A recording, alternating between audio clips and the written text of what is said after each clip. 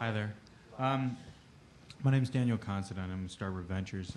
One of the questions I have is in regards to keeping folks motivated when working in Google Teams. I don't know very much about your organizational structure, but one of the very interesting conversations that occurred at Silicon Valley Open Doors, SVOD, last year was about when you take your very smart engineers and they're doing such a great job and you promote them, that when they're no longer working on these tremendous problems, that they see it more as a demotion than a promotion. And how does Google deal with this unique aspect of culture in all the CIS and Central European countries, keeping your engineers motivated even when you may need to ask them to bump up to another level to help in more peer reviews or mentoring? Do we do that? I can make a couple of comments. Google is very unusual in that even as people move up in the engineering ladder, and even as they move into management roles, they are not just expected but required to understand the lowest level details, to the point that, even at the director level in Google, managing a 100-person organization, those people are expected to understand and review and be very aware of the most detailed technical aspects of the projects they're managing.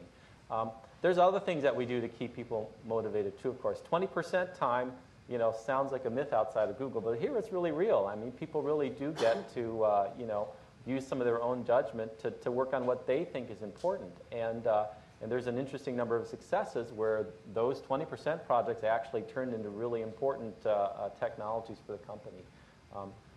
Things like that. Then, there's all the free food and interesting people too. I mean, that keeps people showing up at the office, of course.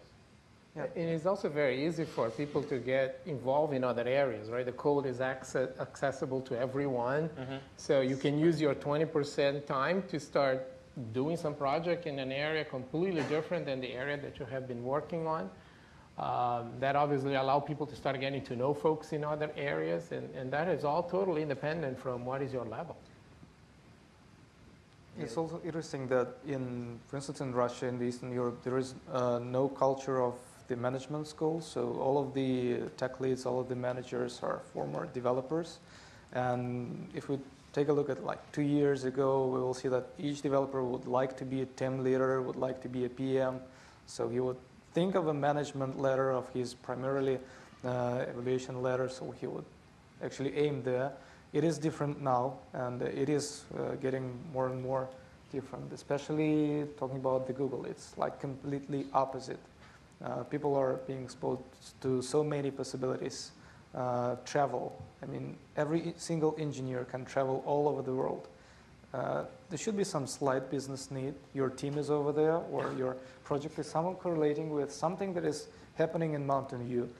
You get your flight, you come here, you spend a month here, you exchange your experience.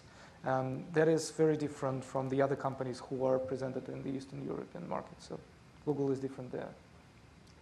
Yeah, I think one thing that motivates Googlers is that being among very smart people, that everybody around you is extremely smart, much smarter than you. That it's pleasure to work in this environment, and also the problems are interesting.